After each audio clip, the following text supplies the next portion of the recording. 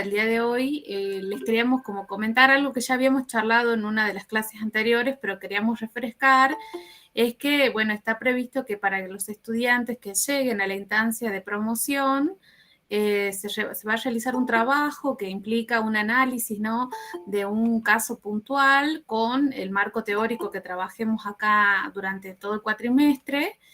Y ese trabajo, bueno, se presenta, nosotros lo vamos a evaluar y en este caso va a haber un coloquio presencial, ya que la facultad y la universidad empezaron a habilitar algunas actividades presenciales, ¿no?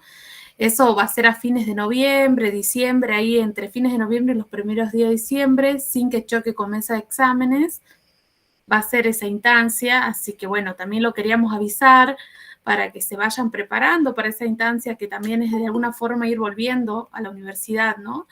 Esto que hace ya casi 2 años que estamos de manera virtual, esa instancia de coloquio final va a ser presencial, excepto que alguno esté en otro lugar de la provincia o en otra provincia, bueno, solamente en esos casos que no puedan asistir de manera presencial, ya se coordinará en su momento, ¿no? Obviamente que la idea es que nadie quede excluido, pero también es invitarlos a también empezar a recuperar el espacio de la presencialidad entre todos y todas, ya que, como podemos observar, en nuestra provincia ya se ha avanzado mucho con las medidas sanitarias, se ha relajado, si se quiere, un montón de esas medidas, entonces la universidad es una de ellas y están en prueba piloto, incluso los exámenes finales, no sé si sabían, de paso les cuento, los exámenes finales de diciembre van a ser presenciales, ya está confirmado por la universidad.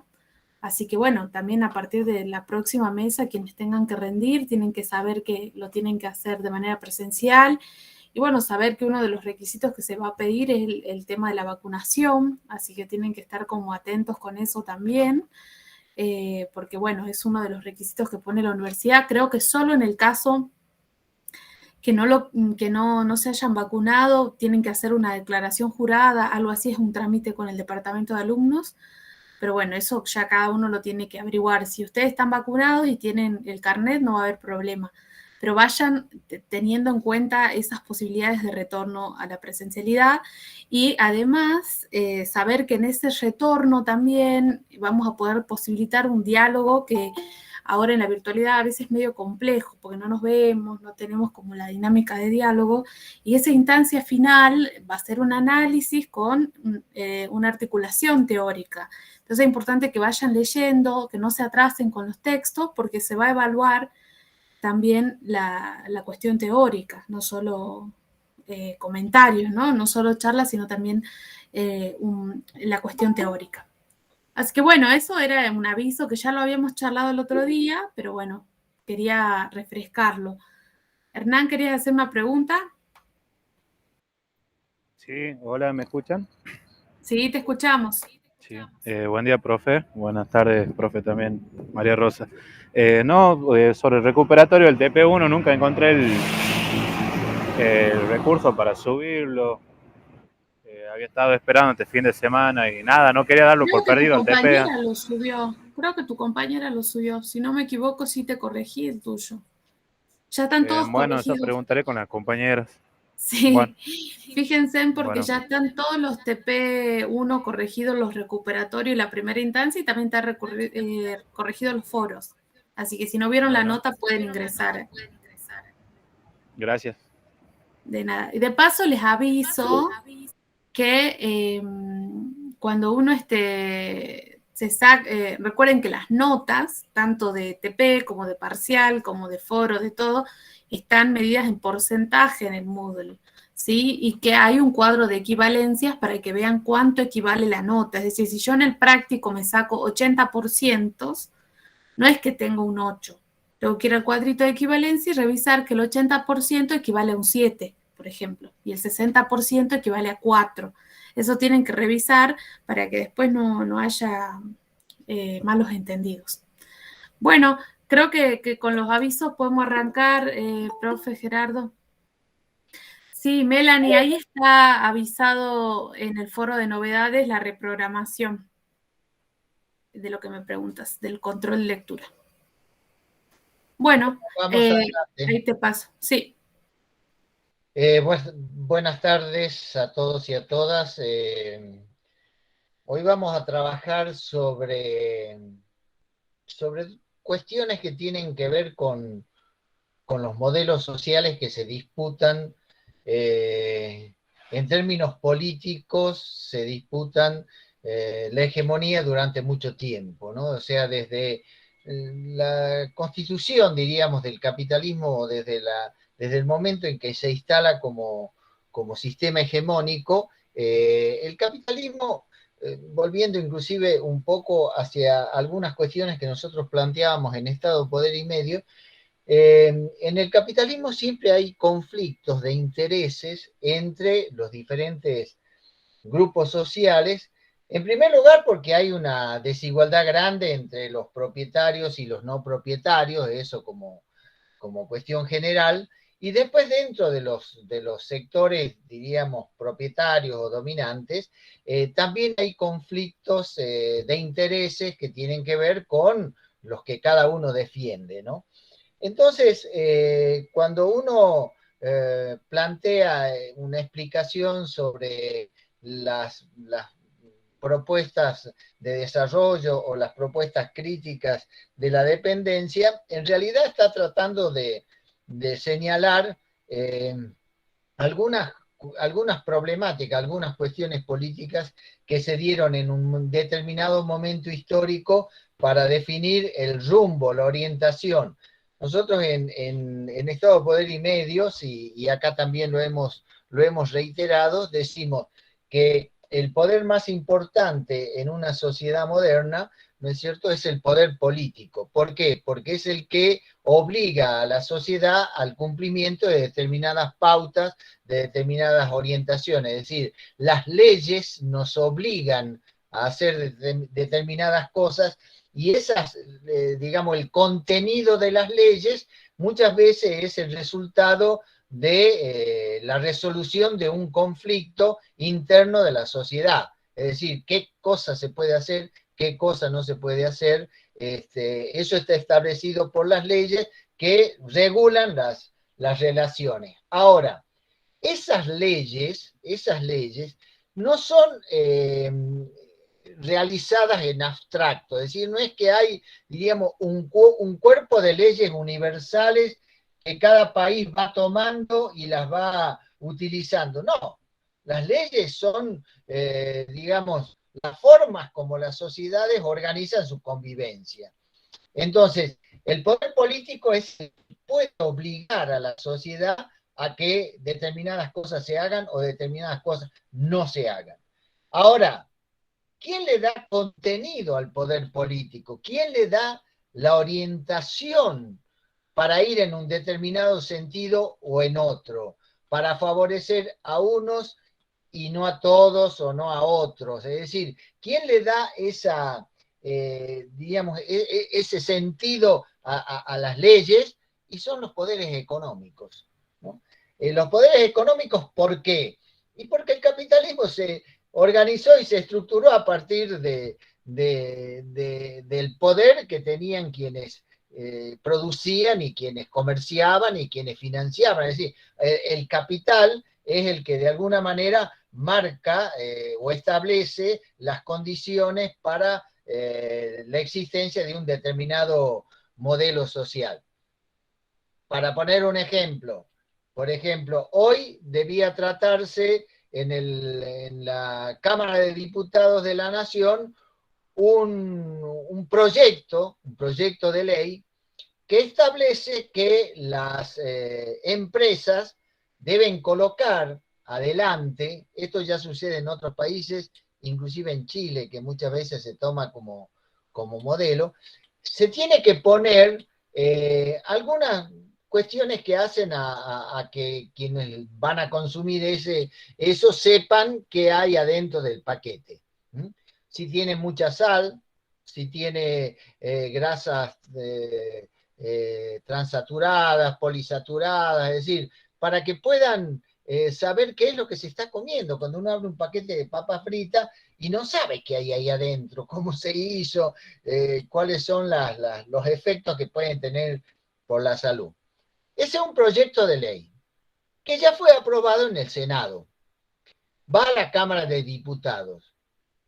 Lógicamente que un proyecto de ley con estas características implica para algunas empresas tener que mostrar lo que hay adentro del paquete y tener que decir que tienen grasas polisaturadas que en realidad son perjudiciales para la salud cuando uno las come en cantidad, o que tiene mucha azúcar, o que tiene mucha sal. O sea, tienen que poner, demostrar eso.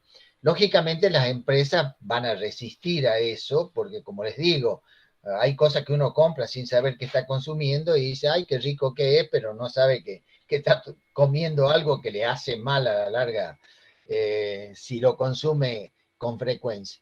Entonces, esos sectores presionan. ¿Presionan sobre qué? Y presionan sobre los diputados. Y entonces la primera oposición, que está conformada por el PRO, la Unión Cívica Radical y la Coalición Cívica, más otros grupos menores, decidió no dar quórum hoy. Entonces, no dio quórum, por lo tanto, para que una ley pueda ser discutida, se exige la presencia de determinada cantidad de personas, ¿no? De diputados. Y en este caso, los diputados no se presentaron, por lo tanto, no se trató. Hay quienes dicen que esa no presencia de un grupo de diputados tiene que ver con las presiones de las grandes empresas que tendrían que cambiar todo su embalaje para poner los datos que la ley establece. Y eso, bueno, por un lado le puede implicar un gasto de tener que reemplazar lo que tienen por otros envases, pero además porque desnuda lo que hay adentro del paquete. Y que eso podría ser que una persona que tiene problemas con la sal diga, no, este producto tiene mucha sal, por lo tanto no lo voy a consumir. Entonces, frente a eso, lógicamente que hay una presión de los empresarios sobre determinados grupos de diputados y a veces logran, ¿no? A veces logran. No sé, en este caso, si la presión de las grandes empresas fue la que motivó que no se presentara un grupo de diputados, o hay otras razones. Los argumentos que se dan son bastante flojos para explicar por qué no se presentaron, pero bueno, cada uno puede hacer una interpretación sobre el tema. ¿Cuál es la idea de esta clase? La idea de esta clase es que nos podamos familiarizar con ciertas ideas, con ciertos conceptos que nos permitan entender los textos que nosotros hemos dado para lectura. Yo estaba leyendo el texto de Fernando Enrique Cardoso y Enzo Faleto, que ustedes lo tienen como bibliografía, Análisis integrado del desarrollo. Hay una primera parte en el texto que es la introducción, que hace un bosquejo general sobre el contenido del libro, y después aparece esto que es lo que nos va a permitir llegar después a analizar la propuesta que tanto Cardoso como Faleto compartieron en ese momento de la historia, y que son las llamadas teorías de la dependencia, ¿no? Que en realidad no son teorías de la dependencia, sino teorías que explican las causas del subdesarrollo y que se atribuyen en este caso a las dependencias que se establecen entre los países centrales y los países periféricos. Yo quería empezar a hacer una especie de, diríamos, de la lógica argumentativa que tiene la comprensión de estos procesos. ¿Y por dónde quiero empezar? Quiero empezar por lo que implicó la revolución industrial como acontecimiento fundante del capitalismo como sistema económico y como sistema social en definitiva. La revolución industrial, ¿cuál es el contenido o qué impacto tiene sobre las sociedades. En primer lugar, es un modelo de desarrollo basado en la aplicación de las tecnologías a la producción de bienes. Ese es un concepto que hay que tenerlo en cuenta. ¿Por qué? Porque hasta que aparecen las herramientas técnicas para poder producir, desde el hilado, todo se hacía a mano. Por lo tanto, el tiempo que se dedicaba para hacer un tejido, para hacer una ropa determinada, llevaba muchísimo más tiempo que cuando eso se traslada a la utilización de las nuevas herramientas que se generan para la producción. Entonces, esa producción de bienes que hace de manera técnica, por un lado, reemplaza mano de obra y por otro lado, va a generar un efecto de dinamizador de la dinámica del funcionamiento del sistema. ¿Qué quiero decir con esto? A ver si lo entendemos mejor. Que cuando hay más bienes, hay más necesidades de que esos bienes sean consumidos por mayor cantidad de gente. Es decir, cuando se producen bienes a partir de la utilización de nuevas tecnologías, es necesario que existan también más personas que puedan consumirlo. Así el circuito productivo se sigue manteniendo. Es decir, si yo fabrico una cosa que no vendo, entonces me quedo con todo el stock y por lo tanto no puedo seguir produciendo porque no lo vendo.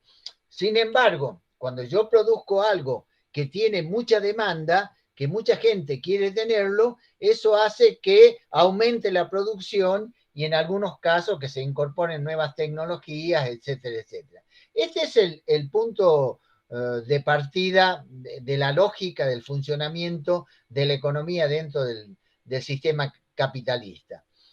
Esa revolución tecnológica, esa revolución industrial que se llama en esos términos porque empiezan a aparecer las industrias productoras de bienes en cantidad, es el desarrollo industrial primario. Ahí empezó ahí se instaló y ahí se desarrolló el capitalismo, digamos, como sistema, como les decía recién, como sistema económico. ¿Y dónde se instaló primero? En primer lugar, en Inglaterra. Inglaterra es el país donde empieza a utilizarse las tecnologías para la producción de bienes y después eso pasa a Europa. Es decir, los países europeos también comienzan a incorporar herramientas tecnológicas para la producción. Y entonces tenemos el desarrollo de Francia, de Alemania, de los Países Bajos, es decir, empieza, diríamos, a introducirse la tecnología a los sistemas productivos. Entonces, ahí está, diríamos, eso se produce fundamentalmente ya en el siglo XIX. En el siglo XIX es donde el capitalismo se afianza y comienza su proceso de expansión. Y entonces los países europeos e Inglaterra son los primeros países que logran desarrollarse como economías que generan la producción de bienes. Entonces son los modelos de desarrollo originario, ¿no? Es como esa referencia que se tiene, es decir, cómo se produjo el desarrollo, porque esto después tiene que ver con las estrategias políticas, ¿no? ¿Cómo se produjo el desarrollo cuáles fueron las causas que llevaron a la industrialización en Inglaterra? Entonces se empieza a analizar, diríamos, cómo se va produciendo la urbanización, cómo el cercamiento de campos va haciendo que la gente abandone la producción agraria y se traslade a las ciudades. Esas personas que se trasladan a las ciudades empiezan a desarrollar otras tareas que no eran las agrícolas, y entonces ahí comienza, diríamos, el proceso de desarrollo de la economía en el sistema. Entonces, hay un momento fundante del capitalismo en estos países.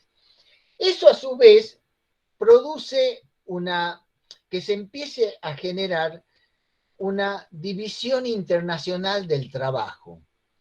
¿Por qué señalo esto? Porque los países que producen ya industrialmente los bienes, como les decía recién, necesitan cada vez más mercados para vender sus productos.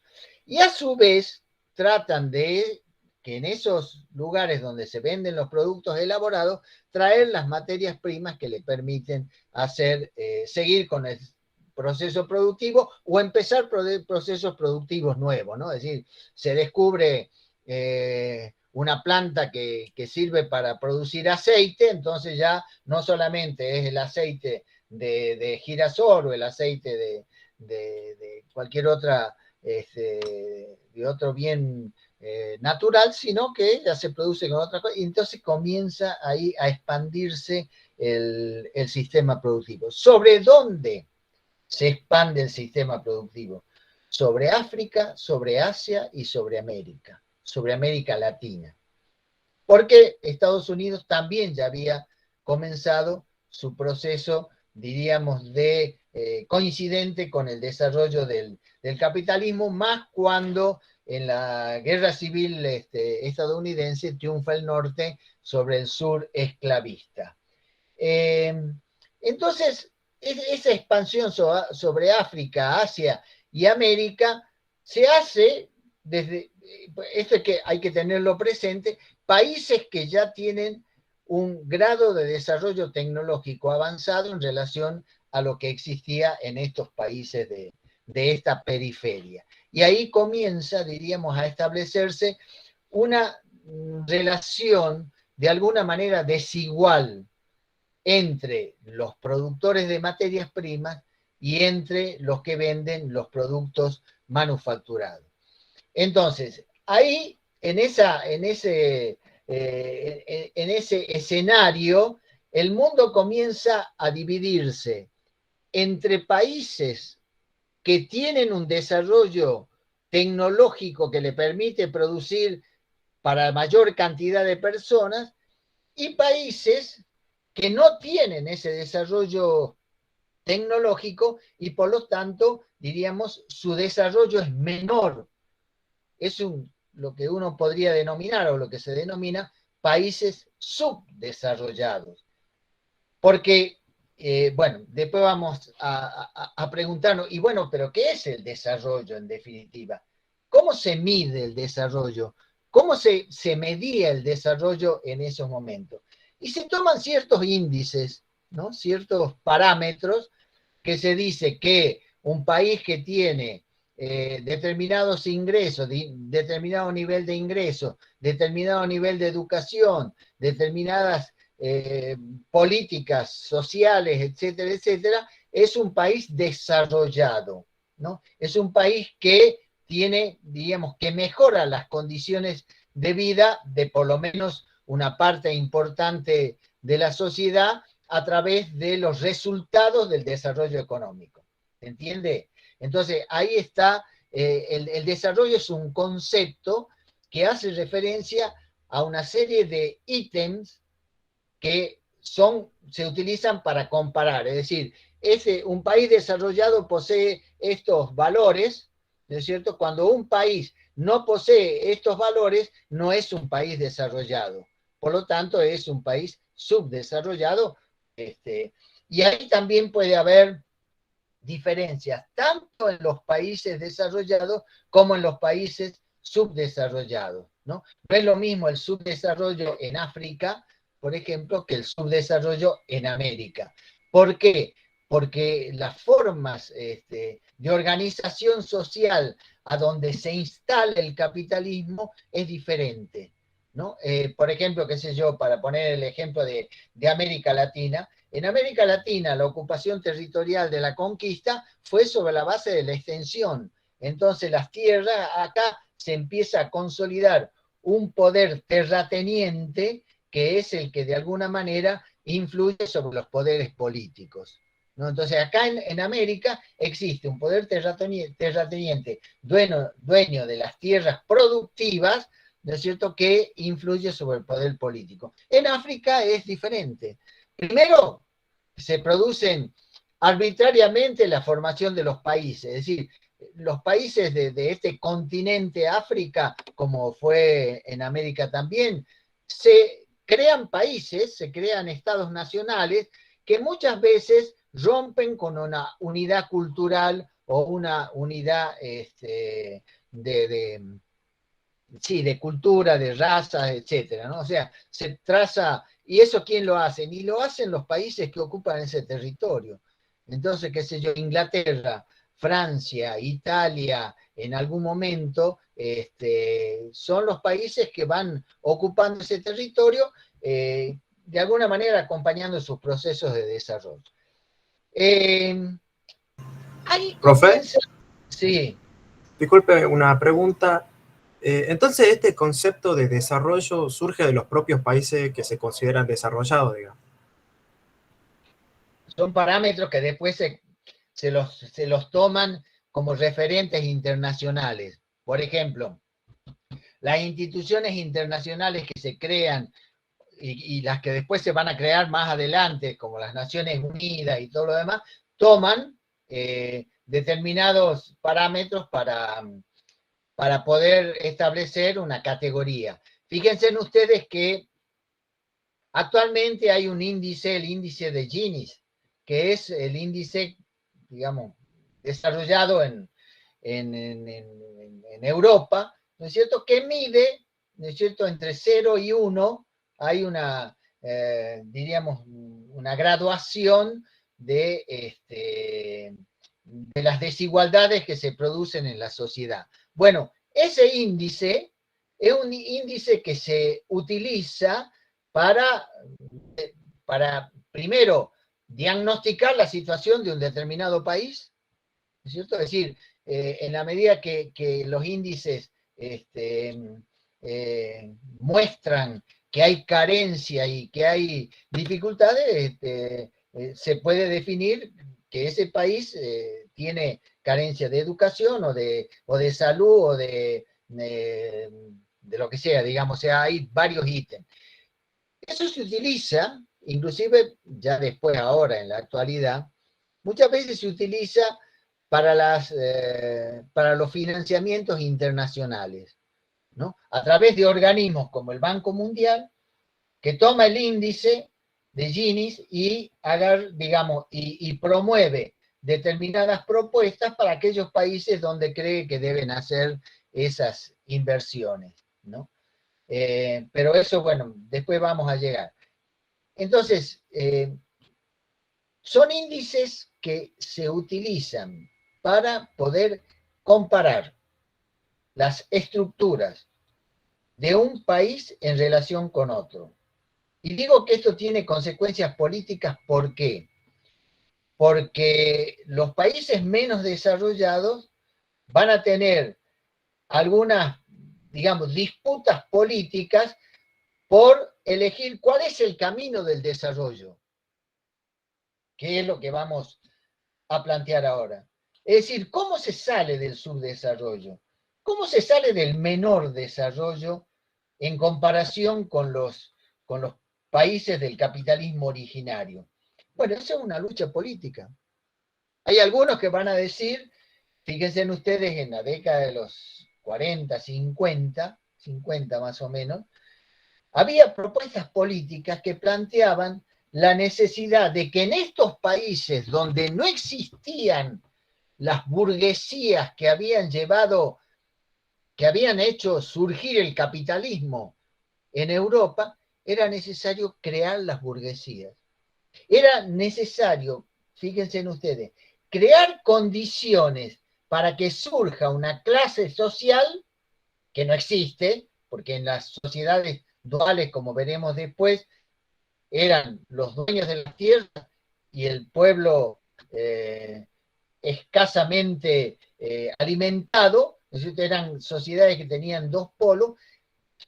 Algunas propuestas políticas decían, hay que impulsar cierto desarrollo que lleve al surgimiento de la clase media. ¿Por qué? Porque la clase media es una clase dinámica. ¿Por qué es una clase dinámica? Porque tiene posibilidades de movilidad social. Digamos, los que están en una situación, diríamos, sometidos, digamos, subsumidos en la sociedad, a veces ni siquiera tienen expectativas de poder salir de ella.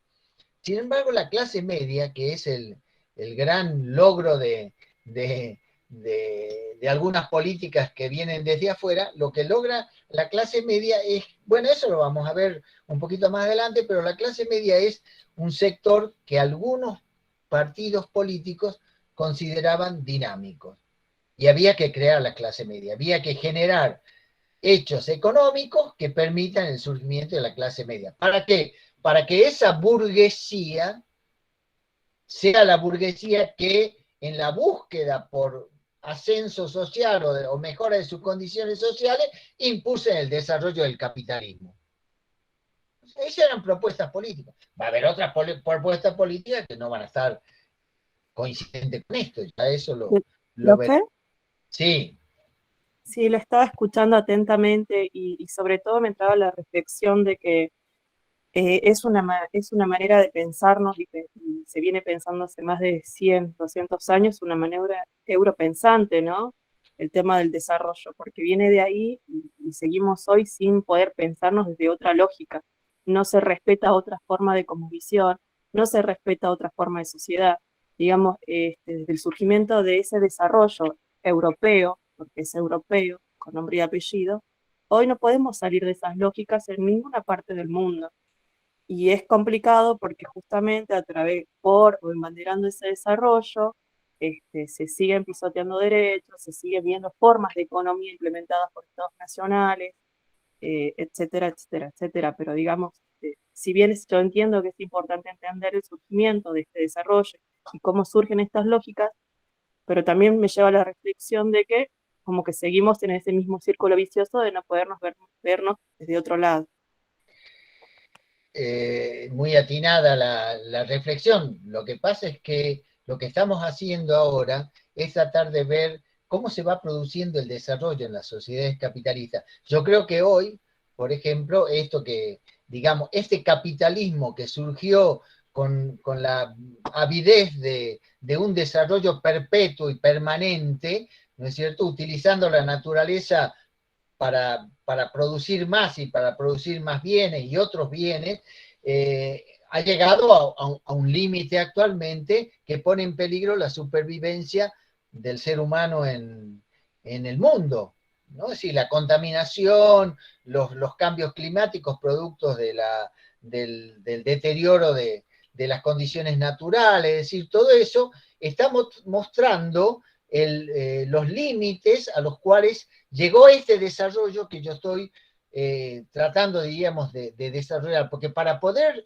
nosotros pensar en un modelo de desarrollo diferente, creo que es necesario primero conocer cuál es la lógica y cuál es el sentido que tenía ese desarrollo originario del capitalismo, ¿no? Que como les digo, tenía diríamos, un optimismo de cada vez más crecimiento, cada vez más producción, cada vez la tecnología aplicada a la producción de bienes, es decir, todo eso que llegó a esta situación que hoy se está replanteando muchas de esas cosas. Pero eso es lo que después vamos a trabajar. Lo que estamos viendo ahora es cómo se fue dando ese proceso en Europa y cómo eso se terminó reflejando en América Latina.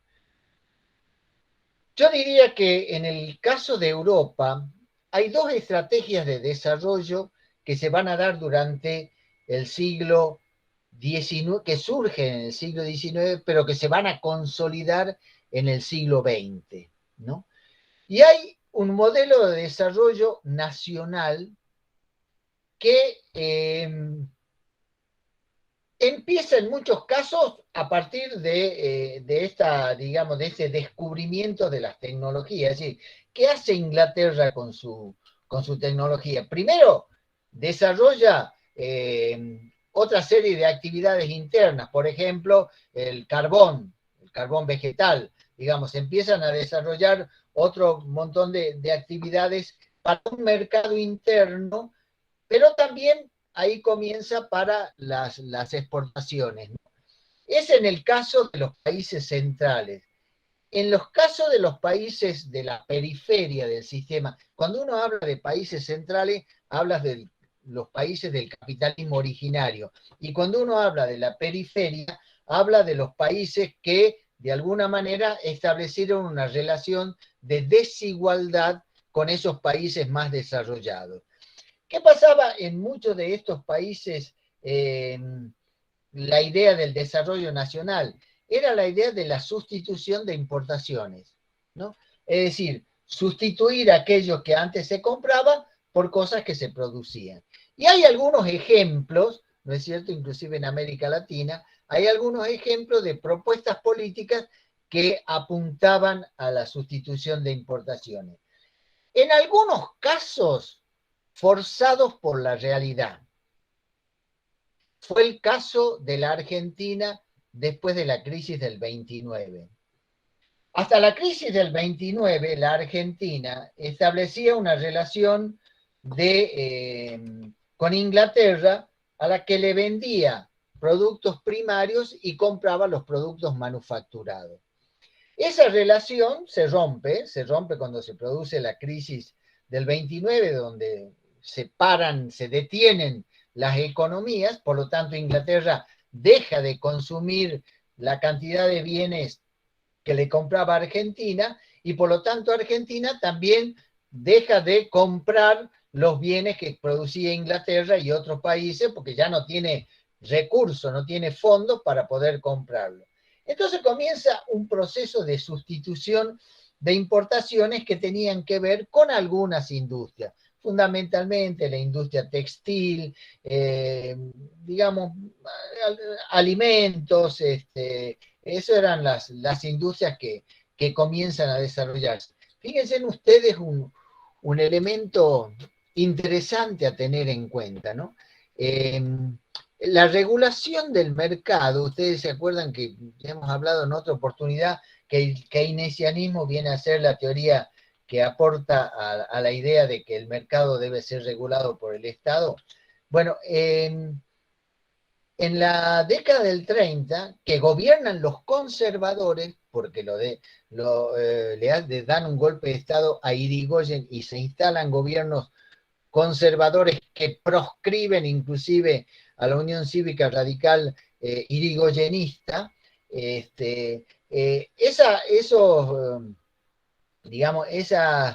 esos sectores tienen que empezar a producir bienes que antes compraban en Inglaterra. Entonces es una sustitución de importaciones forzadas. ¿Por qué? Porque no es la burguesía dinámica que en Europa había sido el motor generador del desarrollo del capitalismo, sino es una burguesía que proviene de los sectores tradicionales, pero que ante la ruptura del comercio con los países compradores se ve obligada a invertir parte de sus ganancias en la producción de bienes para el consumo interno. Después van a venir otros gobiernos, como es el gobierno de Perón, que asumen en el 46, ¿no es cierto?, que ya son gobiernos que se proponen un desarrollo nacional y por lo tanto la idea de la sustitución de importaciones forma parte de una estrategia política para construir un modelo de sociedad con una economía, con una industrialización propia.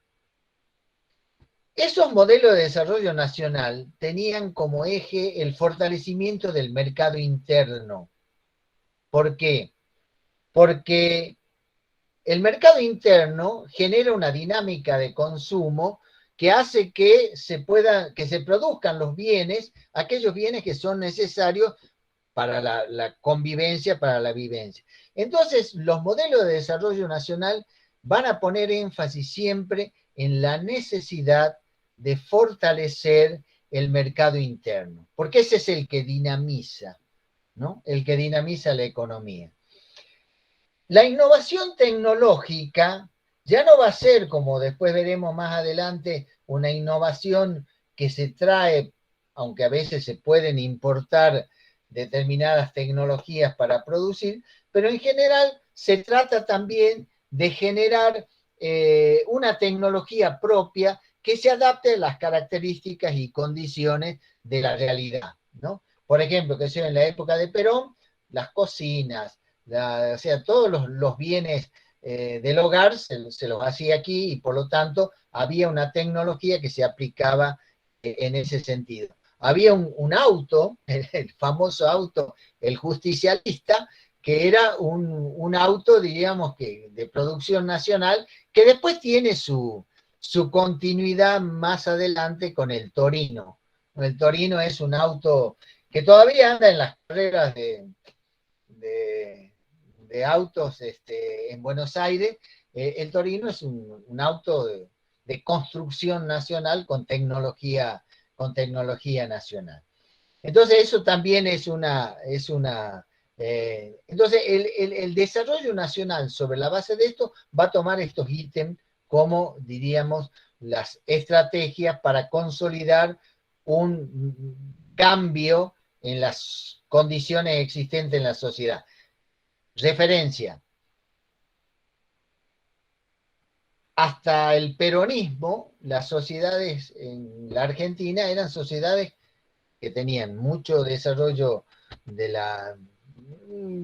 desarrollo relativo de la política agropecuaria, digamos, pero no había una clase trabajadora que se convirtiera en un motor dinámico tanto de la producción como del consumo.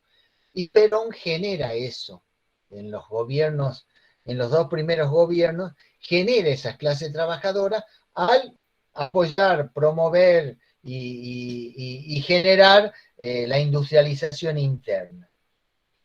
Y otro modelo de desarrollo que se va a dar en esa etapa, entonces tenemos el modelo de desarrollo nacional que tiene todos estos elementos.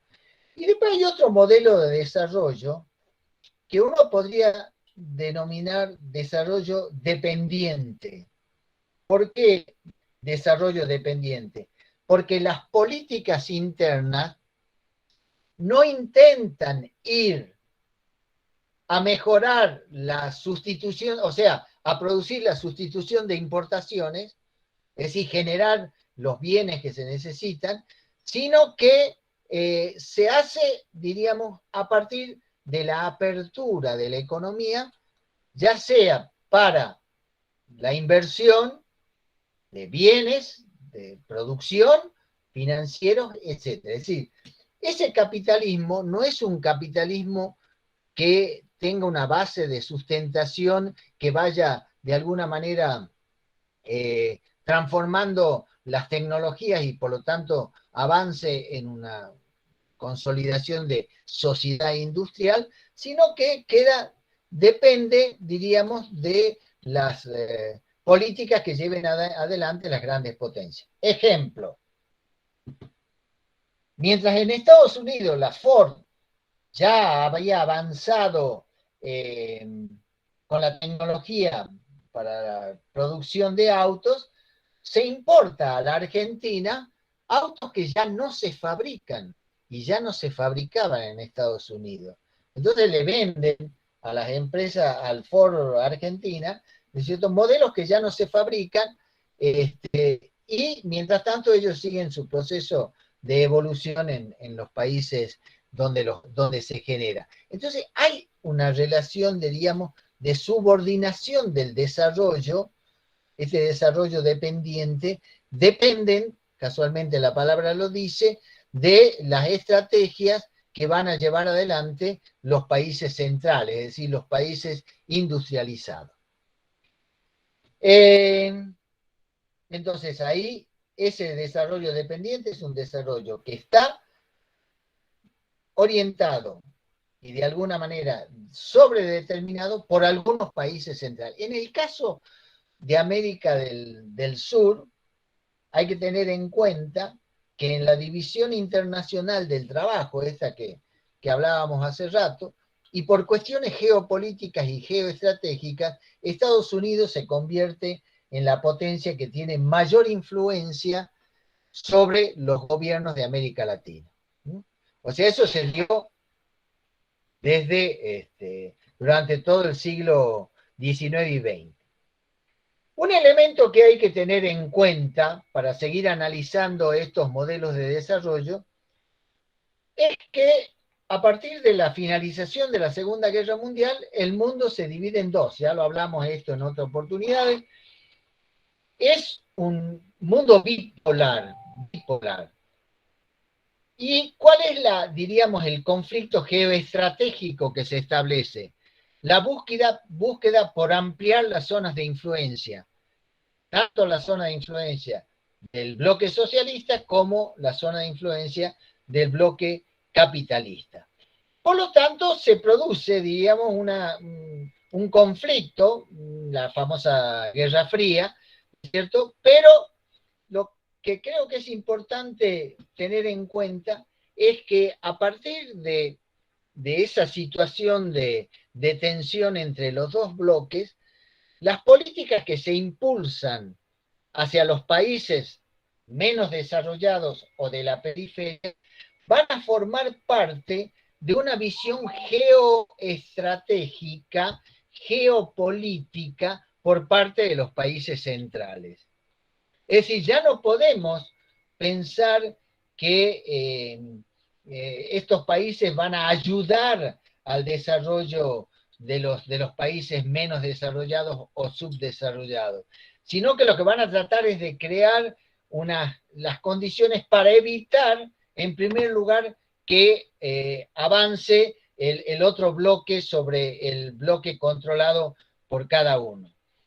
En ese momento se van a producir dos procesos de inversión que van a contribuir al desarrollo de los países centrales y en algunos casos va a tener impacto sobre América, aunque de manera diferente. Y es, por un lado, el Plan Marshall. El Plan Marshall es un plan de inversiones que hace Estados Unidos en Europa para reconstruir las economías que habían sido, digamos, que habían sufrido en la Segunda Guerra Mundial, que habían sido destruidas.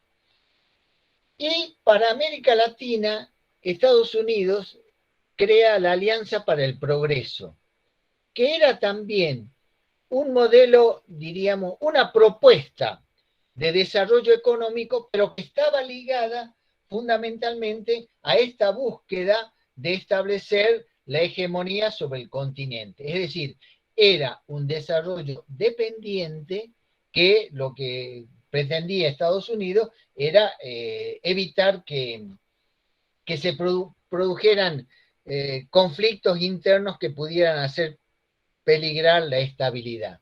¿Y por qué esto? Porque en 1958 se produce la Revolución Cubana. Esa Revolución Cubana produce un desequilibrio estratégico. ¿Por qué? Y porque aparece de repente un país dentro del bloque dominado por los Estados Unidos que tiene una propuesta de un modelo de producción y distribución que responde a la visión del otro bloque, que es el socialismo. Entonces, frente a esa situación, diríamos, la geopolítica de Estados Unidos va a tener diríamos, va a cambiar fundamentalmente. Fíjense ustedes que desde ese momento hasta la actualidad, Estados Unidos tiene bloqueada Cuba. No deja que entren, los que comercian con Cuba son sancionados, no dejan que entren determinados bienes, la mayoría de los bienes, es decir, Estados Unidos no pudo digerir que se estableciera un gobierno socialista en su área de influencia. Y eso que otras, digamos, ¿cuál era el problema que de alguna manera podía permitir que ese modelo cubano se pudiera expandir por los otros países? Las desigualdades sociales. Es decir, se empieza a percibir que la polarización social podría ser la causa de los ámbitos de generación de los procesos de revolución social. Entonces, Estados Unidos propone, digamos, su modelo de desarrollo, el modelo que impulsa hacia América Latina, es un modelo de industrialización subordinada a la industrialización de los países centrales.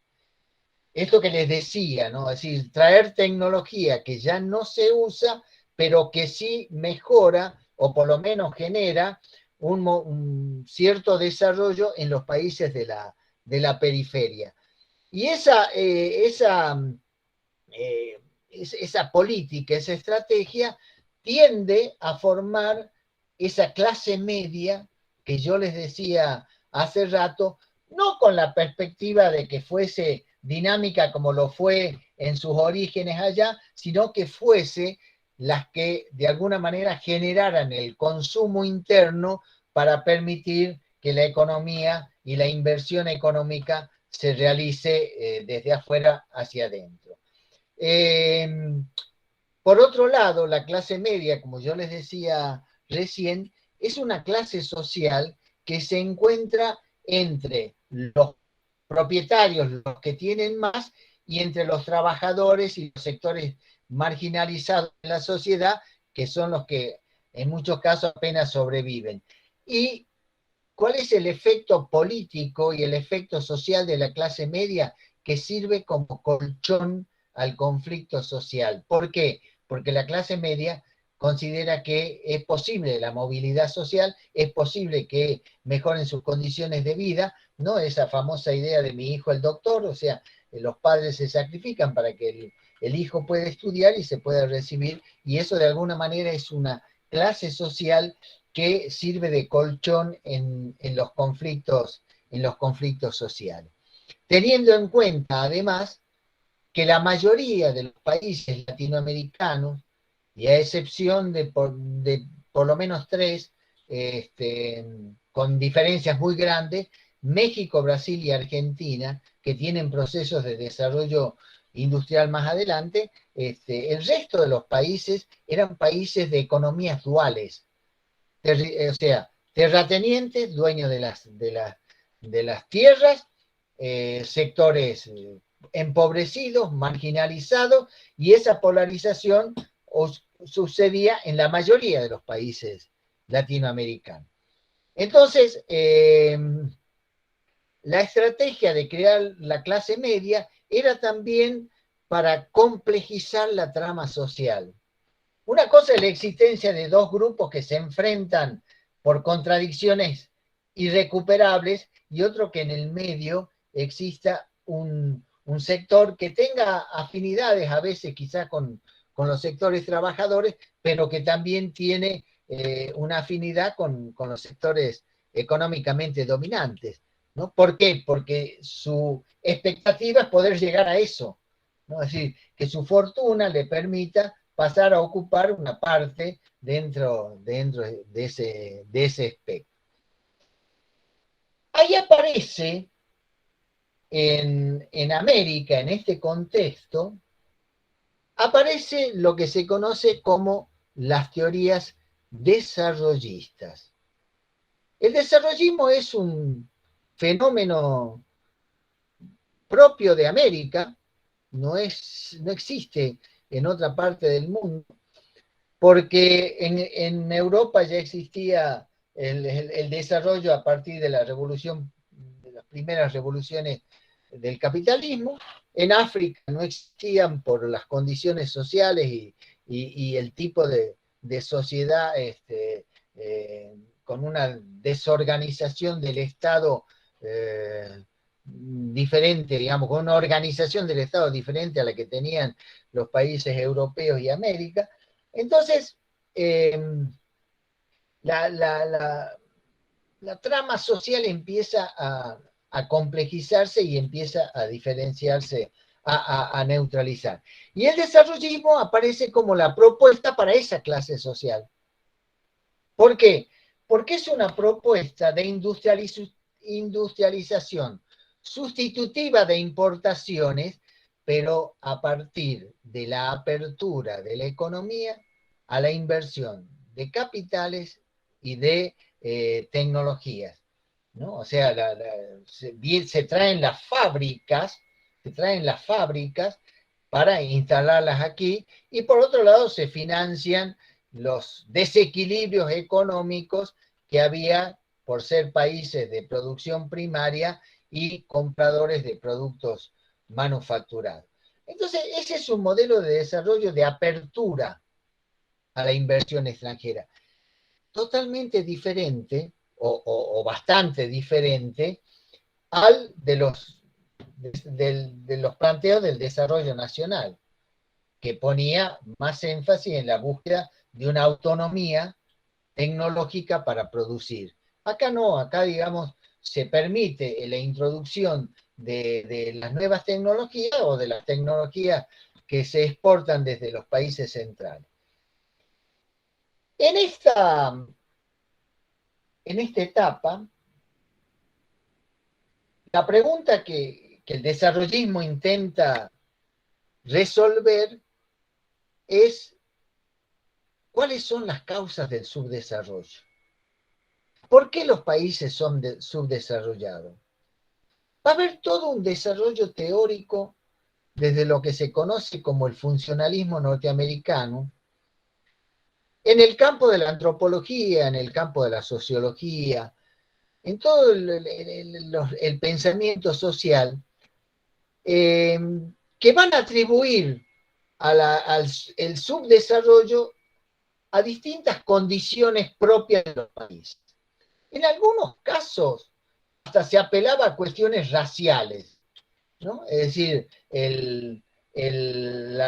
digamos, los pueblos estos no eran pueblos afectos al trabajo, no eran pueblos holgazanes, dirían esa la palabra, ¿no? A diferencia de lo que ellos consideraban que había sido la actitud de los pueblos europeos en el momento de surgimiento del capitalismo. Entonces, hay todo, diríamos, el desarrollo desde una visión, desde la antropología, tratando de explicar todo eso, y por lo tanto la manera es cambiar las culturas, cambiar las pautas culturales, reemplazar, por ejemplo, un elemento que se tomaba como referencia de eso, era que en los grupos tradicionales, los sectores populares tenían muchos hijos.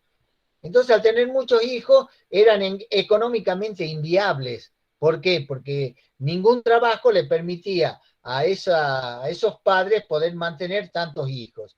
¿Cuál era el modelo? Y el modelo era una sociedad, digamos, una familia que tuviera como máximo 2 hijos, ¿no es cierto? Que era el modelo norteamericano de familia. Bueno, todo eso hubo un montón de proyectos, hubo un montón de planes de inversión a través de los organismos internacionales sobre América para tratar de cambiar las mentalidades, ¿no?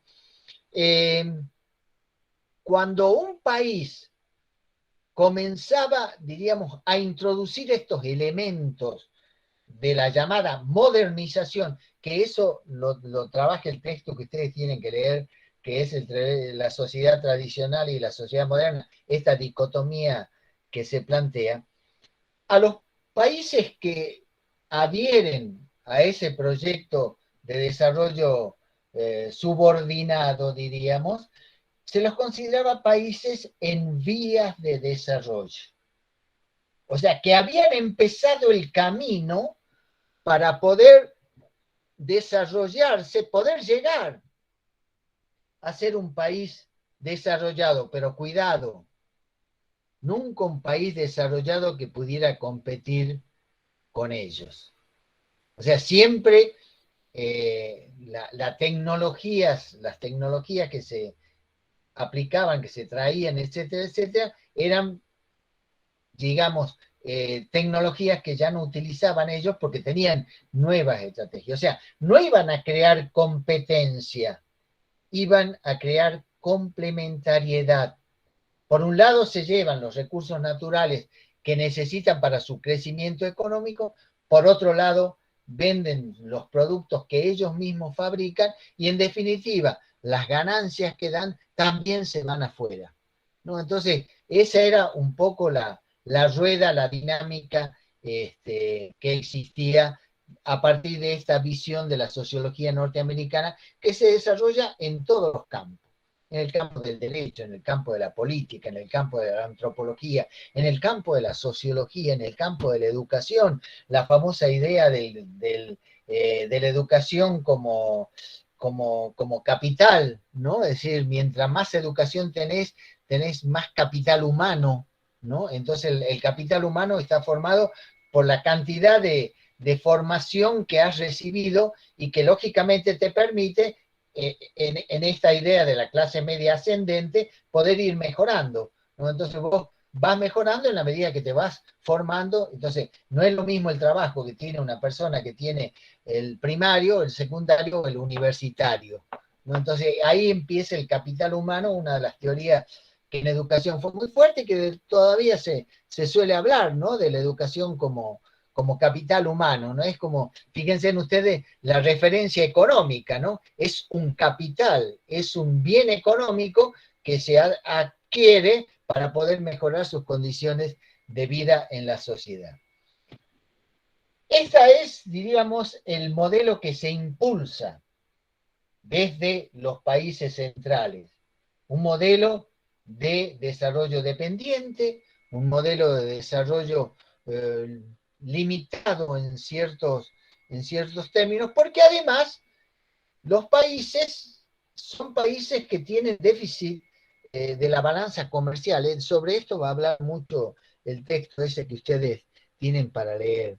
Es decir, lo que se exporta no alcanza para comprar todo lo que se necesita para ese cambio en los niveles de consumo interno, ¿no? Es decir, se exportan productos primarios que oscilan permanentemente en su valor y se importan productos manufacturados. Entonces hay un desequilibrio en la balanza de pago que se financia con inversiones extranjeras. Las mismas inversiones, o sea, la apertura de la economía, yo les decía que iba en dos niveles. Por un lado en la producción industrial y por otro lado en la financiera. Entonces, como los países no podían funcionar y hacer funcionar su vida social, su economía, porque no tenían capitales, abren la entrada a las inversiones extranjeras.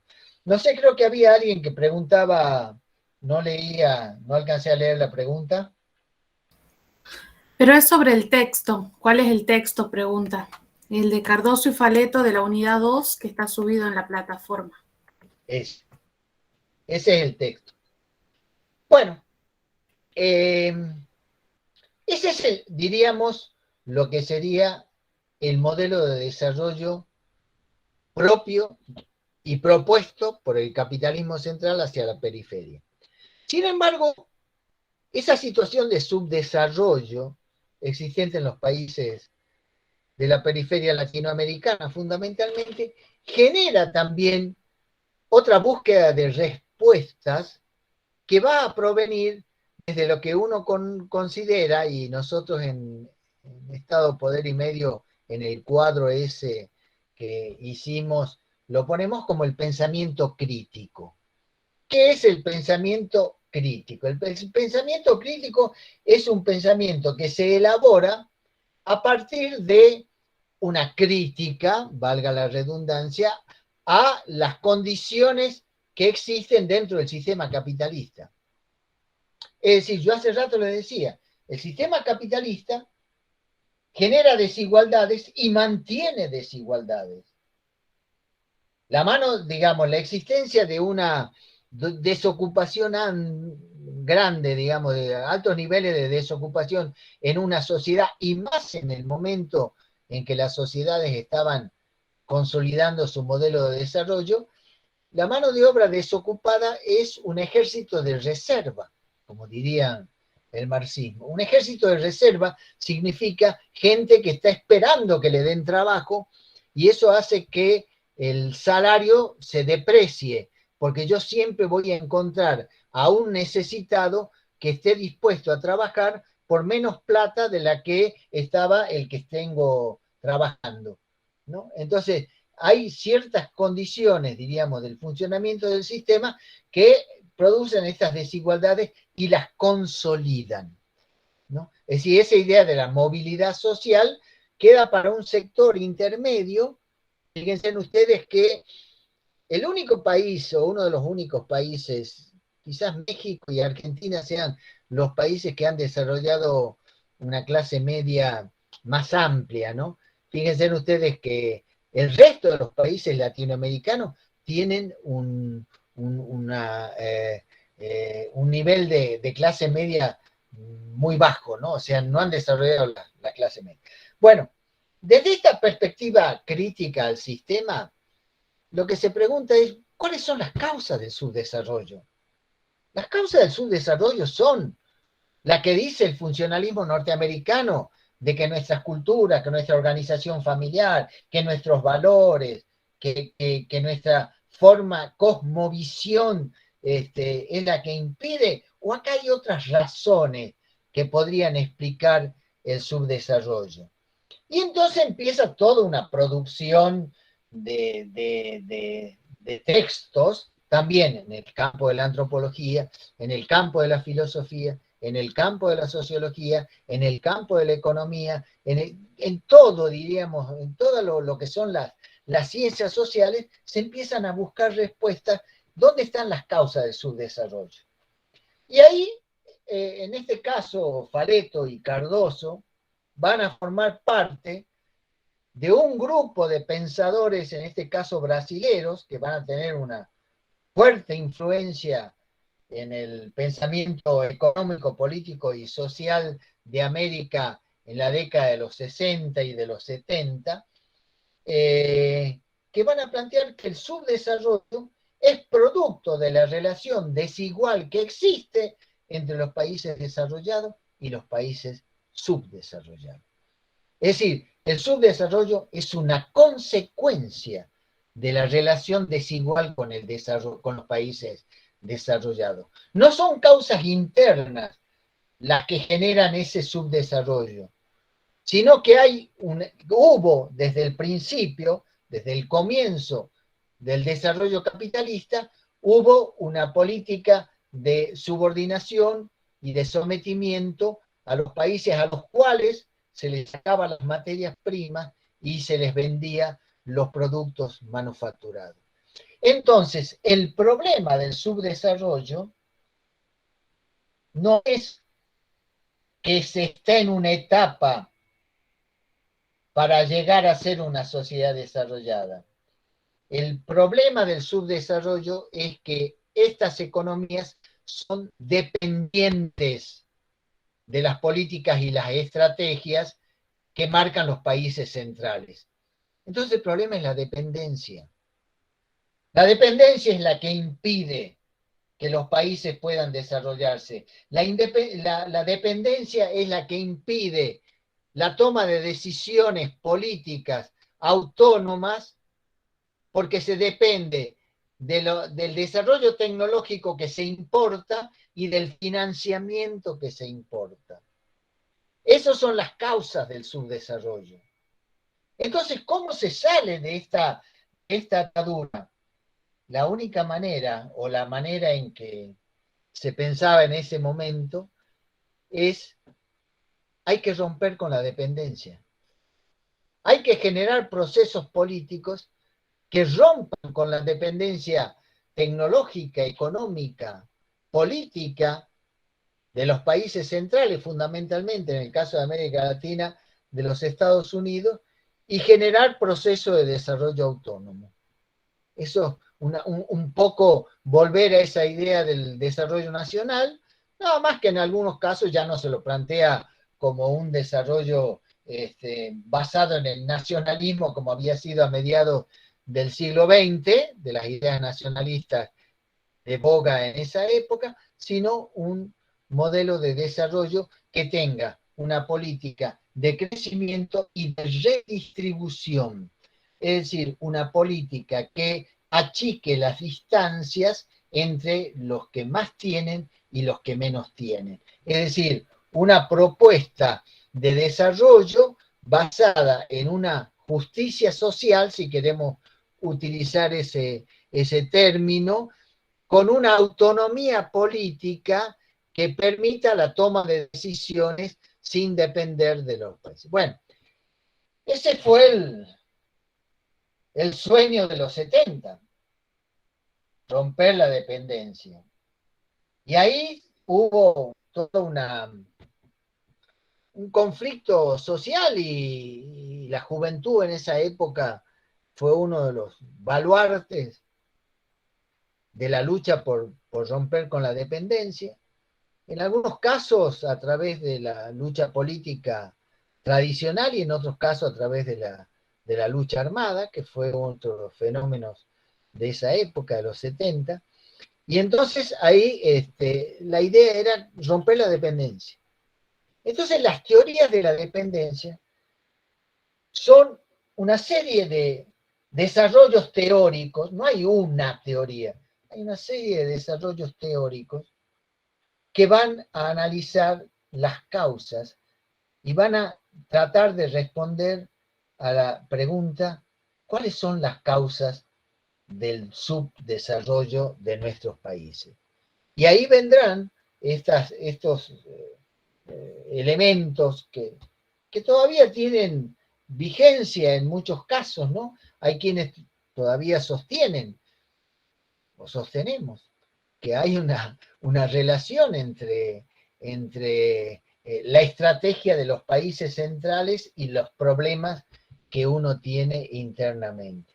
Para poner un ejemplo, fíjense en ustedes, el endeudamiento que tiene la Argentina con capitales privados, con el Fondo Monetario Internacional, lo que hace es limitar las posibilidades de que la producción y el desarrollo productivo del país alcance para mejorar las condiciones de vida de las mayorías y a su vez pagar la deuda. Es decir, el gran debate que hay hoy en la Argentina es si esa deuda debe ser aceptada, pese a que fue hecha por un gobierno democrático, por lo tanto es un compromiso del Estado, o si se debe permitir caer en default. Ese es un debate que hay hoy entre los economistas en la Argentina. Porque algunos dicen, si caemos en default, no vamos a estar peor que lo que estamos ahora. ¿Por qué? Porque no tenemos crédito ahora. El Fondo Monetario va a tener que entrar en la lista de renegociación porque no se va a poder pagar. Entonces hay algunos que dicen, no, entremos en default, la manera de salir. Y otros dicen, no, porque eso te aísla del mundo, eso, etcétera, etcétera. Esos son los debates que hay hoy. Pero está vigente, y hace rato, yendo a lo que la compañera ahí planteaba, lógicamente que este modelo de desarrollo capitalista, desde el modelo originario hasta esta etapa de debate entre la dependencia y entre el desarrollismo, ha sido un modelo de desarrollo basado en la explotación cada vez mayor de la propia naturaleza. Minería, tierras, agua, todo es un elemento mercantilizado. Profe. Hay límites a esa mercantilización y yo creo que estamos llegando a esos límites y creo que la discusión ahora, que ya viene de antes, pero que ahora toma cada vez más fuerza, es qué tipo de desarrollo debemos impulsar y debemos aceptar. Sí. Sí, profe Gerardo, disculpe que lo moleste. No, es que No cuando me molesta, al contrario. me iban ocurriendo ejemplos que los tenemos, ¿no? A diario y que salen, digamos, que ni siquiera se ocultan. Usted recién acaba de decir el tema de la explotación, el tema de la naturaleza. Bueno, no sé si todos saben, pero acá en Jujuy y sobre todo en el norte, Salta, Catamarca, se hace mucho hincapié con el tema de los tratados con China por el tema del litio, la explotación del litio. Y esto tiene por lo menos más de 10 años. Y justamente permanentemente los titulares, porque lo digo, es público, solo que quizás se hace poco o miradas en otras cosas más políticas o de líneas políticas y no tanto en este tipo de situaciones que son concretas y que pasan. Entonces se vive actualizando los tratados con China y la explotación libre de litio que tienen, digamos, la Puna, Salta, Catamarca y Jujuy, y justamente los titulares en muchos medios de comunicación son el desarrollo acá en el norte, el desarrollo acá en la Puna. Creo que ahora se abrió una nueva base que dice el desarrollo llega acá al norte, 2.000 puestos de trabajo, 5.000 puestos de trabajo, digamos, se sigue, ¿no? Digamos, este, avalando esas formas de desarrollo desde otro lado y a la vez es como un juego sin fin, digamos. Seguimos dependiendo de grandes potencias que explotan recursos, porque justamente, no sé si todos saben, el litio es uno de los elementos más importantes para la fabricación de los celulares. Todos tenemos Las seguro baterías. un teléfono celular. Entonces, acá se llevan la materia prima, que es lo que veníamos estudiando al principio cuando hablamos de capitalismo hace un par de meses atrás, y nos vuelve el aparato ya listo, que encima nos endeudamos para pagar, digamos, también, ¿no? No todos pagan al contado un aparato. Y digo, seguimos hablando de eso, de desarrollo, de dependencia, digamos, y se sigue explotando y se sigue ligando a lo que usted venía diciendo, digamos. Pero también, obviamente, avalado con las políticas nacionales. Y bueno, eso también me dio muy complejo, porque usted lo estaba diciendo bien, digamos, el tema del capitalismo y el tema de cómo está inserto en nuestra sociedad también nos hace difícil salir de ese círculo, me parece. Sí, yo creo que son problemas complejos. Yo siempre he dicho en estas clases que a veces tratar de encontrar respuestas simples a problemas complejos lleva a que no sean respuestas adecuadas, ¿no?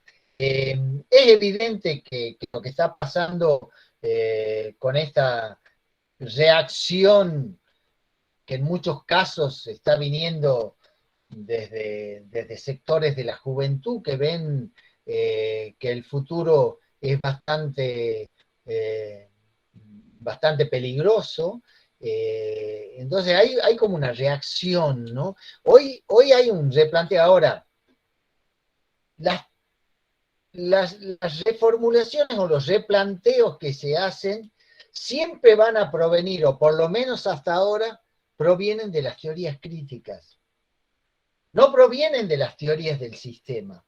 Digamos, uno puede tener un montón de explicaciones sobre el capitalismo lo que brinda como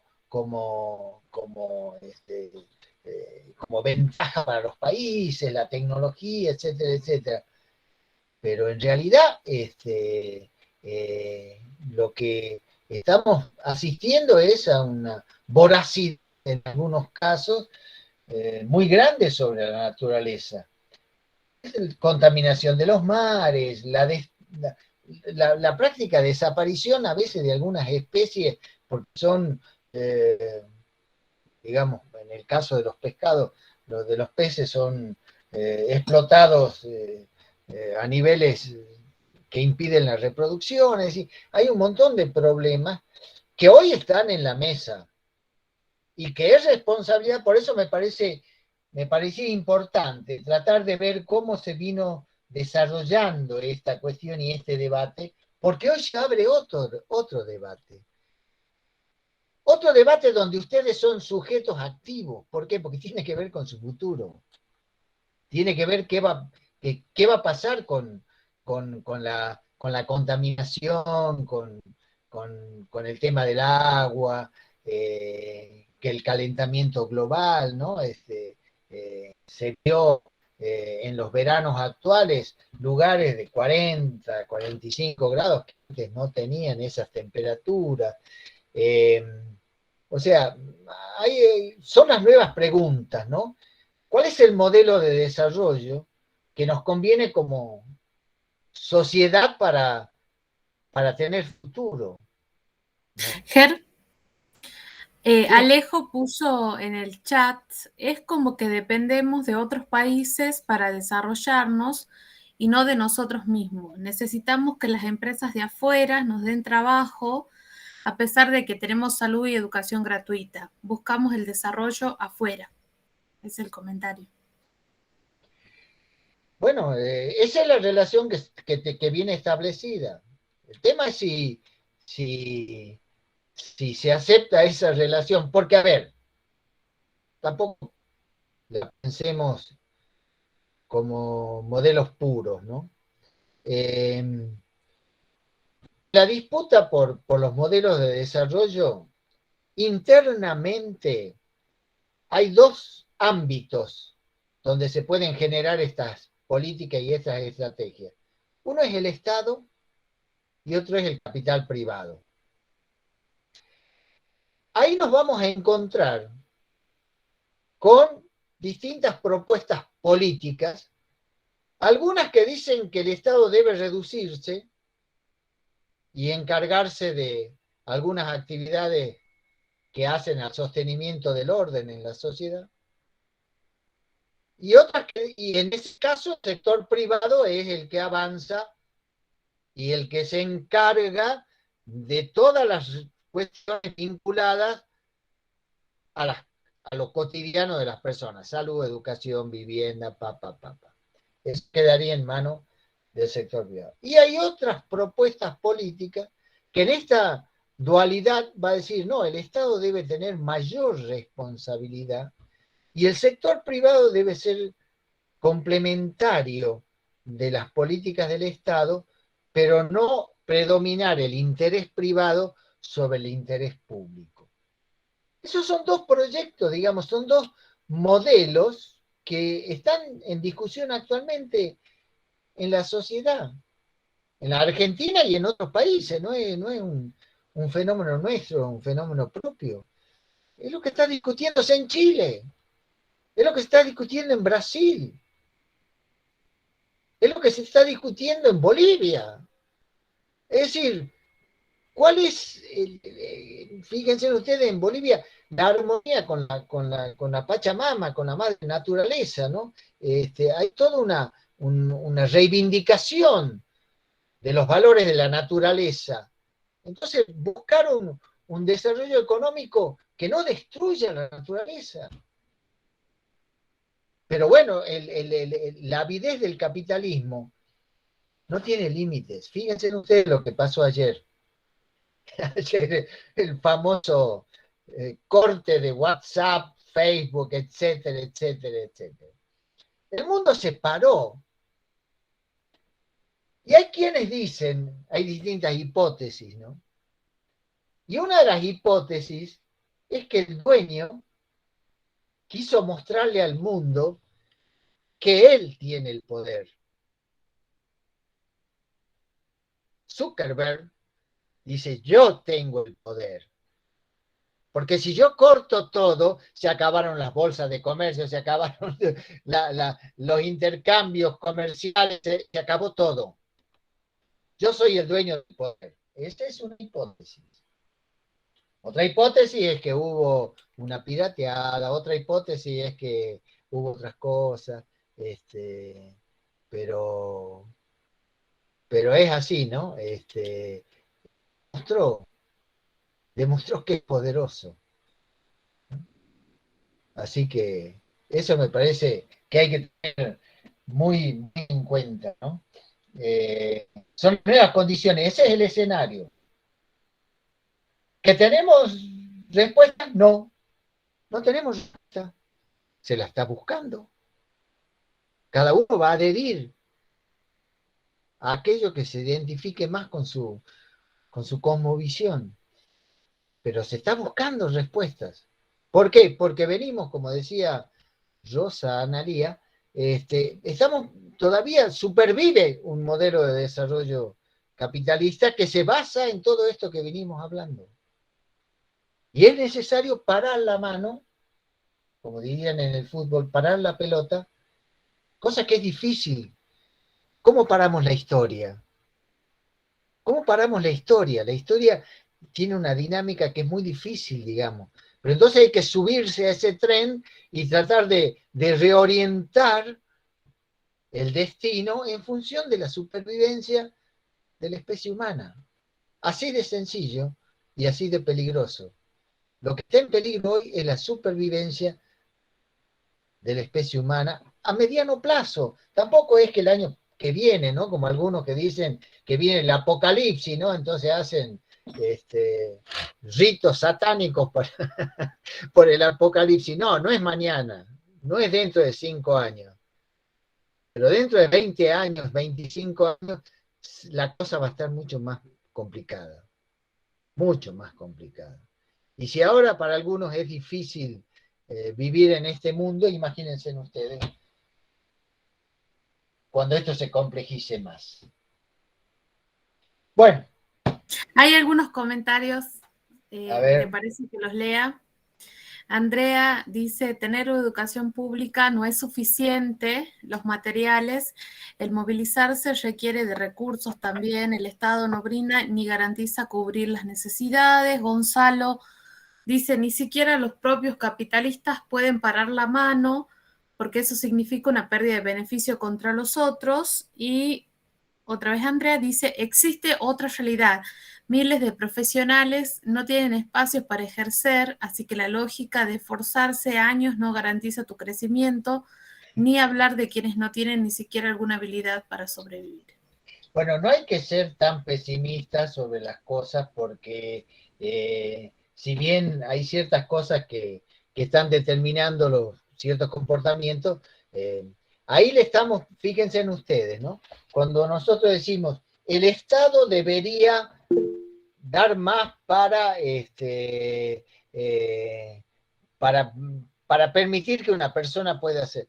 Bueno, el esfuerzo que se está haciendo en algunos casos es grande y pasa por, no quiero poner autorreferencial, pero el trabajo que hace María Rosa está sola con ascriptas que están colaborando y yo que colaboro un poco, pero tenemos que hacernos cargo de todo lo que es dar clase, corregir, orientar, aclarar, etcétera, etcétera. Es lo que lo hacemos con gusto, digamos, nos dedicamos, pero lógicamente que hay cosas que faltan. Hay cosas que faltan y uno tiene que tener también cuidado cuando toma decisiones políticas, ¿no? Cuando uno toma decisiones políticas tiene que también saber claro, si yo quiero que el Estado pueda ofrecer mejores condiciones para el desarrollo de actividad intelectual o laboral o lo que sea, bueno, no puedo ir a votar a quien está en contra de todo eso, que a veces lo disfraza muy lindo, ¿no? En el discurso, pero ustedes ya tienen formación como para poder diferenciar una cosa de otra, ¿no? Sí. Profe, yo quería hacer una pequeña reseña respecto de lo que dije. Es una mirada, digamos, de lo que yo he estado observando acerca de todas las situaciones que vivimos a partir de la pandemia, que es donde desencadenó todo esto, ¿no? En general vos escuchás, digamos, una cosa es, yo que soy estudiante y estoy inmersa, digamos, dentro de ese contexto en donde se habla de todo esto, ¿no? No me parece una mirada pesimista, creo que estoy siendo lo más realista posible, digo, en la manera, digamos, en que los chicos están tomando a la universidad, ¿no? A los 18 años, en donde no encuentran, digamos, que lo único que en realidad te llevas de alguna u otra manera a cualquier lado es el conocimiento, ¿no? Más allá de tener un espacio o no en este país para ejercer, porque lo cierto es que no hay muchos espacios en donde los profesionales estén ejerciendo. Hay muchísimos que están ejerciendo ese rol, digamos, y que no hicieron un estudio previo. No estoy en contra de eso, todo lo contrario, hay gente que tiene mucha habilidad para ejercer esas funciones, pero la cantidad de alumnos que hay, digamos, hace años cursando, inclusive, ni siquiera pueden comprar sus fotocopias. Es bien compleja la cuestión a la hora de avanzar, ¿no? a veces no se trata de voluntad simplemente, sino de recursos también. Yo entiendo perfectamente. Cuando yo empecé a estudiar ciencia de la educación, la mayoría me decía, pero vos te vas a morir de hambre, escúchame, vos no vas a conseguir ningún trabajo, porque está lleno de maestros, de profesores. Las sociedades son dinámicas. Es probable que estemos atravesando una situación de reducción y de ajuste. Yo siempre les insisto y les digo a ustedes, el título de grado es un punto de partida. Es como que yo me formo, por eso insistimos tanto en la necesidad de que busquen formarse, no por tener que rendir la materia, sino por respeto a sí mismo, ¿no? Entonces yo creo que uno tiene que formarse y tener elementos. Y después, una vez recibido, pueden surgir muchas actividades que están vinculadas o a partir de esa formación de base, te vas especializando, vas dedicándote Hay un montón de temas, yo hace rato, la vez pasada les decía, hay en el campo del conocimiento, hay un montón de espacios que por ahí no están desarrollados con personas que puedan ser voceras de esos espacios, ¿no? Especialistas en mil cosas, especialistas en los temas de estos nuevos cambios que se van produciendo, las nuevas tecnologías, los impactos de las nuevas tecnologías sobre la formación de las personas, sobre la educación, sobre todo lo que nos sucede alrededor. Es decir, hay muchos espacios. Ahora, si uno dice, yo me quedo con esta formación, sí, ahí sí el problema digamos, va a haber que encontrar algunos espacios menores, pero yo creo que cuando uno ingresa a la universidad tiene que saber que eligió un camino que no nos va a dar descanso en la formación, ¿no? Hasta el último momento en que uno ya ha pasado por todas los niveles de formación en la universidad y seguimos buscando, seguimos preguntando. Entonces yo creo que cuando ustedes asumen el estar en una carrera como esta, que además es una carrera que abre así un espectro muy amplio, entonces yo por eso a veces decimos cosas así, no traten de engañarse cuando dicen yo voy a ver si puedo zafar. No, el problema, digamos, el tema está en que yo me quiero formar porque yo quiero tener un papel activo en esta sociedad, no quiero ser un objeto, quiero ser un sujeto que actúa, ¿no? Entonces, por eso nosotros insistimos muchas veces, ¿no? En esas cosas. Y por eso siempre le decimos, nosotros estamos dispuestos a aclararle todo lo que puedan necesitar para que enriquezcan su formación, porque uno estudió toda la vida para tratar de brindar lo que uno estudió. Entonces, bueno, yo entiendo, creo que es Andrea la que nos decía esto. Sí, profe, además ningún aprendizaje, ¿no? Sea del que fuera universitario, tecnicatura o un curso, nada tiene desperdicio, ¿no? No, Creo que nada, absolutamente nada. Realmente lo que te genera es ser un poco más creativo, ¿sí? Más habilidoso, ¿no? Y en dinámicas, bueno, que tenemos ahora con respecto a la tecnología, bueno, nos da la posibilidad de ser más independientes inclusive, ¿no? sí, yo les digo una cosa, muchas veces dicen la salida para los profesionales argentinos es Ezeiza. Eh, yo les puedo garantizar que afuera no se está mejor. Salvo que uno sea una persona de muchos contactos, de muchos ingresos, entonces agarre y se vaya a estudiar a un colegio en Estados Unidos, una universidad, y después de ahí consiga algún trabajo ahí. Por ejemplo, yo he ido a España varias veces por un convenio que teníamos con la Universidad de Cádiz, ¿no?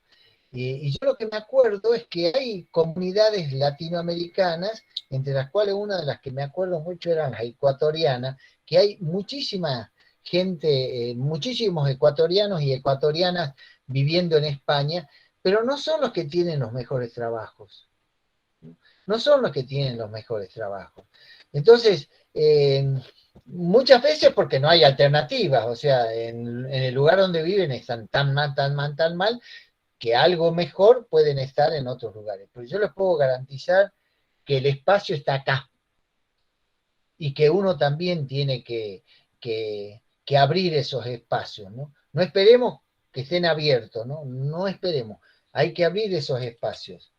Entonces creo que, digamos, la visión es realista, sí, pero la historia es una película, no es una fotografía. Y los procesos sociales van cambiando. Hay momentos que parece que estamos agobiados, que no hay salida. Y después aparece una posibilidad. Fíjense en ustedes ahora, hay un campo que estaba bastante en crisis total, ¿no? Que es el campo de la producción cinematográfica, videos y todo lo demás. ¿Quién puede financiar las películas o los videos o ese tipo de producción? ¿Quién es? Lógicamente que es el Estado el que va a dar becas, el que va a dar fondos para hacerlo. El capital privado va a invertir cuando la película tenga toda la garantía de que va a ser un éxito de taquilla. Pero fomentar, y bueno, eso poco a poco se está empezando a recuperar. En los últimos años eso se tiró abajo. Eso se anuló. No había plata para producir. Ahora hay un poquito. Bueno, pero espero que, y esperamos, y confiamos en que eso va a ir creciendo. Y fíjense, es un campo donde ustedes tienen mucho para hacer. Así que bueno, es cuestión de... Además, de como seguir. para agregar dos cositas, ¿no?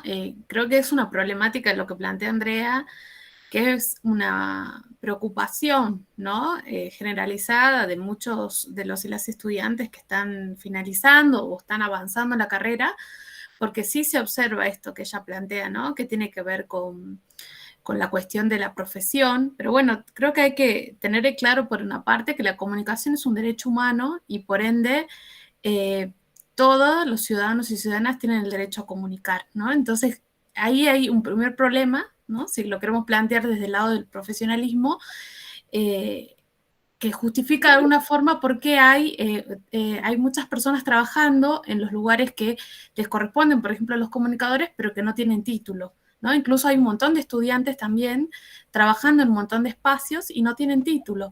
Entonces, digo, hace unos meses cuando un periodista salteño, que creo que es diputado, propuso la idea de armar un colegio de comunicadores y periodistas, se armó como toda una polémica alrededor, porque tiene que ver justamente con que la profesión de periodista y de comunicador no exige una titulación como ser arquitecto, o ser abogado, o ser contador, ¿no? Nuestra profesión en ese sentido es distinta.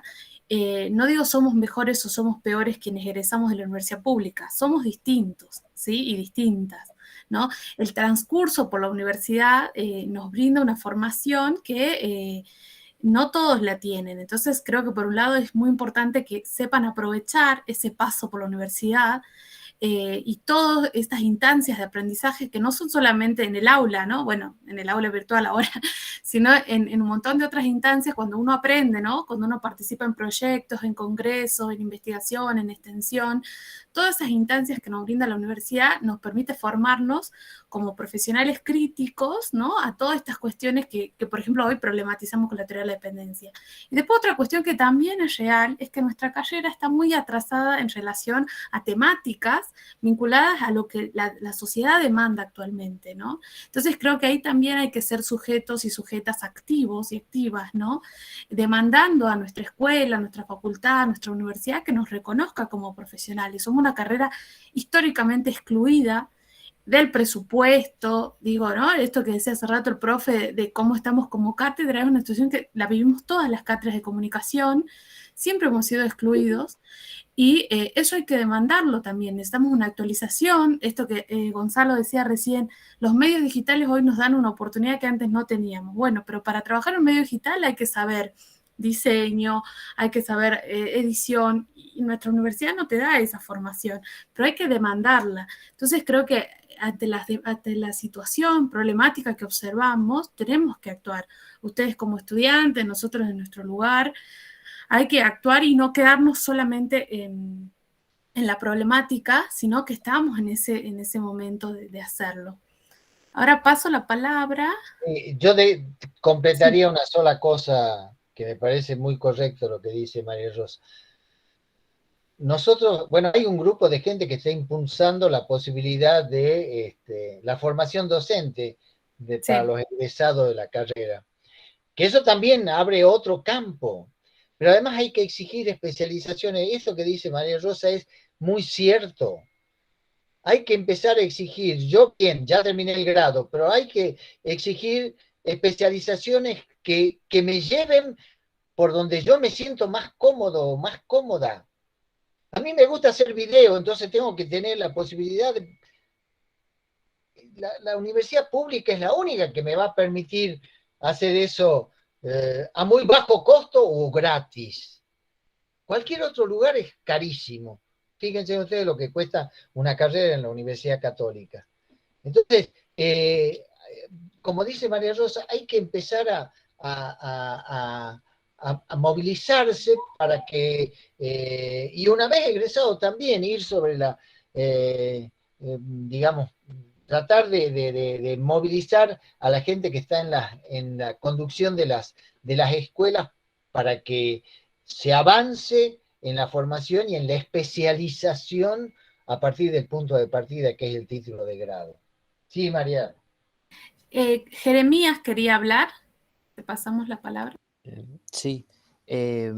Me emociona porque creo que es una de las primeras veces que recuerdo que se habla tan puntualmente de la carrera, de lo que es el presente y de lo que tendría que implicar a futuro. La escuchaba la compañera y coincidía en todo o en casi todo, no recuerdo mucho, pero de lo que ella decía, que uno como estudiante ve cómo avanza el mundo por fuera a nivel laboral y lo que te exigen, y coincidía con María en lo que decía que la carrera quedó muy atrasada en lo que se pide hoy en día, tanto en el mundo académico como también en el mundo de lo que es comunicación, periodismo. Uno ve que hay un retraso, pero escucharlos hablar de esa manera, de que hay que empujar, de que hay que pelear por ciertas cuestiones, da un poco de aliento en el hecho de decir, bueno, uno ve que hay gente dentro de la carrera que se preocupa por el hecho de decir, bueno, hay que pechar para que el día de mañana se pueda tener un plan de estudios actualizado, un plan de estudios que vaya conforme a lo que se está pidiendo afuera, y eso también le transmita a los estudiantes, a quienes estamos, a quienes vayan a venir, que el día de mañana lean y digan, ah, sí, esto aplica al mercado laboral que se está exigiendo hoy en día, porque así como muchos quizás aplican en su gran mayoría quizás a decir, bueno, quiero trabajar en un medio, ser periodista, quiero estar en radio, lo que sea, uno por ahí lee lo que hoy se ofrece en la carrera y siente que está años luz atrasado con respecto a quizás otras universidades, inclusive públicas. Entonces, escucharlos por ahí es como que suma ese granito de esperanza, decir, bueno, sí hay gente que si uno pelea por esto, hay gente que lo va a apoyar, que lo va a escuchar, lo escuchaba el profesor y saber que ese proyecto, decir, bueno, pechemos porque un profesional en ciencias de comunicación no sea solamente un licenciado, pueda ser un profesor, es bueno. No decir, bueno, me tengo que ir hasta otra provincia para empezar a hacerlo, poder tenerlo acá. Recuerdo también que en un momento se cuestionaba el hecho de decir, ¿por qué una persona que estudia en un terciario en 3 años es técnico y yo que estoy 4 o 5 años en la universidad hago 3 años y no soy nada y la otra persona sí lo es? Son pequeñas cuestiones que uno por ahí le cuestiona a la carrera, no en mala manera, sino decir qué es lo que pasa y qué puedo hacer yo desde mi postura para decir, bueno, quiero sacar mi carrera adelante, porque si la elegí fue por algo y no porque tiré y cayó la moneda en decir, sé comunicador. Eso, más un estilo de reflexión que más que otra cosa. Gracias, Jeremías. Bueno, qué lindo que se activaron con este tema, ¿no? Porque creo que es una preocupación muy candente. Yo hace poco estuve participando de varios encuentros de graduados y la verdad que se comparte esto, ¿no? Y también estamos ahí pensando un proyecto de tecnicatura vinculado a lo digital. Entonces, también saber que ustedes están del otro lado también activándose está bueno, porque en algún momento vamos a tener que aunar esfuerzos entre los profes, los graduados, los estudiantes para poder conseguir estas mejoras para la carrera. Bueno, sí. Sí, más que nada yo quería como agregar, empezamos hablando de desarrollo y subdesarrollo, y bueno, felicitarlo al profe, ¿no, Gerardo? Porque la verdad que si él no pudiera darnos la facilidad de interpretar estos textos y nosotros poder contextualizarlo en lo que es el día a día, llegar a ahora a reflejar la carrera y todo lo que nos circunda en la sociedad, me parece que no podríamos estar en este punto. El profesor siempre, por lo que uno lo escucha y te salen más preguntas, tiene esa facilidad de hacerlo palpable a los conceptos, así que bueno, más que nada quería decirle eso, que tiene la facilidad de felicitarlo, por favor, porque si no, no estaríamos hablando y discutiendo esto si no fuera porque pudimos entender la clase. Bueno, agradezco lo que me toca a mí. Lo único que puedo decir es que yo amo la docencia y no me canso de seguir haciendo lo que estoy haciendo. Yo ya me jubilé, pero como profesor emérito me permiten seguir dando clases y yo lo hago con mucho gusto y me encanta la docencia. Mientras pueda, seguiremos haciendo, pero estos son como las postas de la carrera, ¿no? Uno también forma o trata de brindar los elementos para que se formen y sigan adelante en esta carrera que bueno, que estamos todos embarcados, ¿no? De alguna manera o de otra. Y voy a insistir en una cosa, hay que buscar que se amplíe la formación de posgrado para ustedes una vez que se reciban, hay que insistir en eso con especialidades muy puntuales, ¿no? Porque es verdad que los terciarios a veces dan en 3 años, pues yo les puedo garantizar a ustedes que la formación no es la que se necesita a veces para desempeñarse bien en un ámbito, ¿no? Los investigadores de las llamadas ciencias biológicas o ciencias duras se pasan años y años y años investigando para encontrar a veces una respuesta, ¿no? O sea, no hay que bajar los brazos, eso es así, y tampoco hay que conformarse con lo que uno sabe. Yo creo que el conocimiento es algo que hay que alimentarlo permanentemente, no quedarse atrás, porque eso, además eso hace a que uno siga activo en las actividades que eligió como profesión. Así que agradezco las palabras, pero las hago con mucho gusto. Bueno, llegamos hasta acá. Bueno, recuerden que este es el inicio de la unidad 2, así que tienen que avanzar con los textos. El jueves vamos a tener lo del control de lectura. fíjense en el foro de novedades y bueno, cualquier novedad vamos a ir subiendo en ese foro durante estos días. Y después nos encontramos el próximo martes, porque el lunes es feriado, así que nos encontramos el día martes para seguir trabajando. Bueno, que tengan buenas semanas. Muchas gracias, Ger, y gracias a todos. Chao, chao, a todos. Profe, ¿va a haber trabajo práctico esta Luego. semana o no? La próxima. Buenas noches. Gracias.